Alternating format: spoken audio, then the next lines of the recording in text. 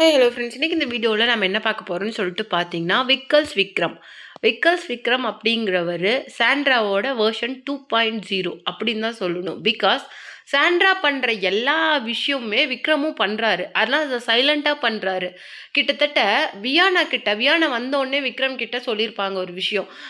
Fraud, வக்ரம் விக்ரம், அப்புறமேலு இந்த பிளேஸுக்கு டிசர்வ் இல்லாமல் ஒரு பர்சன் அப்படின்னா அது நீங்கள் அப்படின்னு சொல்லிட்டு ஓப்பனாக சொல்லியிருப்பாங்க.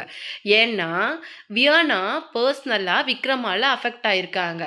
விக்ரம் வந்து வியானா கிட்ட அப்போ ஸ்டார்டிங்கில் என்ன சொல்லியிருந்துருக்கிறாரு, நீ வந்து எஃப்ஜே கூட லவ் கண்டென்ட் கொடு, அப்போ நீ வந்து சர்வே பண்ணுறதுக்கு கரெக்டாக போயிடும் அப்படின்னு சொல்லியிருக்காங்க. ஏன்னா வியானா வந்து பார்க்கறதுக்கு செம்ம க்யூட்டாக இருக்கும். ஆனால் எஃப்ஜே வந்து சரியான ஒரு ஒரு பொறுக்கி பையன். ஆனால் விக்ரம் வந்து அந்த மாதிரி அட்வைஸை ஒரு சிஸ்டர் மாதிரி, தனக்கு சிஸ்டர் மாதிரி, உனக்கு சிஸ்டர் இருந்தால் நீ இந்த அட்வைஸ் கொடுப்பியா?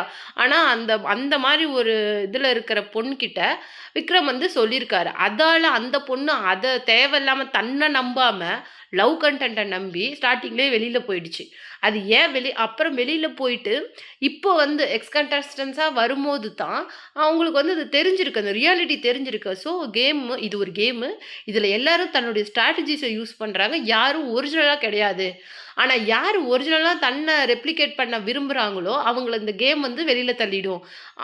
கேம் வெளியில் தள்ளுறதை விட கேமில் இருக்கிறவங்க அவங்கள வெளியில் தள்ளிடுவாங்க. ஸோ இங்கே இருக்கிறவங்க பியூராக 100% நடிக்கிறாங்க அப்படின்னு சொல்லிட்டு அந்த பொண்ணு புரிஞ்சுக்கிட்டு உள்ளே வந்து விக்ரம் கிட்ட இதெல்லாம் சொல்லும். அது மட்டும் கிடையாது, விக்ரம் கிட்ட மட்டும் கிடையாது, சாண்ட்ரா கிட்ட எல்லாமே சொல்லும். சாண்ட்ரா வந்து வியானா கிட்ட சொன்ன விஷயங்களையும் போய் திவ்யா கிட்ட சொல்லி அது இப்போ ஒரு பெரிய இஷ்யூவாக போயிட்டுருக்கு. பிரஜினாவையும் திவ்யாவையும் சேர்த்து சாண்ட்ரா வச்சு பேசினதை வந்து அதால் ரொம்ப திவ்யா அப்செட் ஆகிட்டாங்க.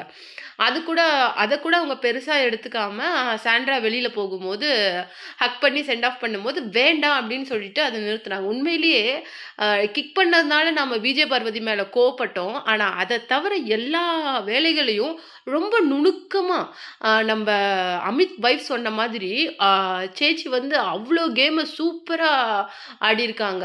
இப்போ வெளியில் கிளம்பும் போது கூட விஜய் பார்வதி கம்ருதீனுக்கு ரெட் கார்டு கொடுக்கும்போது அந்த கூட்டம் எவ்வளோ விசில் அடித்து அது அவ்வளோ செலிப்ரேட் பண்ணாங்களோ அதே அளவுக்கு அதை விட ஒரு படி மேலே சாண்ட்ராவுக்கு செலிப்ரேட் பண்ணனதை யாரெல்லாம் கவனிச்சிங்களான்னு எனக்கு தெரியல. பட் வியானா வந்து பர்சனலாக விக்ரமால ரொம்ப அஃபெக்ட் ஆயிருக்கு. அது மட்டும் கிடையாது, அந்த சாண்ட்ரா வந்து இந்த கார் டாஸ்க் இஷ்யூவில் சபரி கானா வினோத் பண்ணது ஹியூமனிட்டின்னா, விக்ரம் பண்ணது முழுக்க முழுக்க தன்னுடைய அந்த பர்சனல் வெஞ்சன்ஸை கம்ருதீன் மேலேயும் விஜய் பார்வதி மேலேயும் தெளிச்சு விட்டுருந்தாரு. அது யார் நோட் பண்ணீங்கன்னு எனக்கு தெரியல. அந்த கம்ருதீன் வந்து காலில் விழுந்து சாண்ட்ரா கிட்ட சாரி கேட்பாரு. பட் அப்போ சாண்ட்ரா வந்து அழுதுட்டு சொல்லுங்க அப்படிங்கிற மாதிரி சொல்லுவாங்க. அப்போ வந்து விக்ரம், அரோரா எல்லாமே பக்கத்தில் தான் உட்காந்துட்டு இருப்பாங்க. அப்போ விக்ரம் வந்து வெளியில் கிளம்புங்க, டோர் ஓப்பன் ஆகிடுச்சு அப்படின்னு சொல்லியிருப்பாரு. அது இல்லாமல் திவ்யா கூட ஒரு இஷ்யூ வரும்போது தன் ஒய்ஃபை பற்றி திவ்யா ஒன்றுமே சொல்லியிருக்க மாட்டாங்க பெருசாக. நீங்கள் ஒய்ஃபை ஏன் இழுத்தீங்க அப்படின்னா, உங்கள் ஒய்ஃபு உங்கள் வீட்டில் இருக்கிறவங்க தான் பொண்ணுங்களா? இங்கே இருக்கிறவங்களும் உங்களுக்கு அக்கா, தங்கச்சி, ஒரு ஃப்ரெண்டு, க்ளோஸ் டு சம்திங் தானே. அவங்கக்கிட்ட ஏன் அந்த கேர்டசி உங்ககிட்ட இல்லை? ஸோ வந்து உங்களுடைய அந்த மொத்த விஷயங்களும் தெரிஞ்சு தான் இப்போ நீங்கள் எலிமினேட் ஆகி போகிறீங்க. திவ்யாவை ஃப்ராடுன்னு சொன்னீங்கன்னா நீங்களும் அதே தான். சாண்ட்ராவோட அனதர் வெர்ஷன் தான் நீங்க.